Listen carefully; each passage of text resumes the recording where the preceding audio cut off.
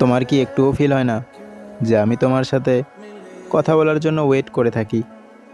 একটু তো ভালো করে কথা বলো।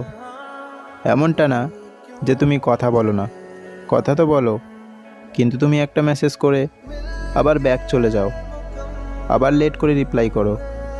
আমার মেসেজের শুধু হ্যাঁ বা নাতে রিপ্লাই করো।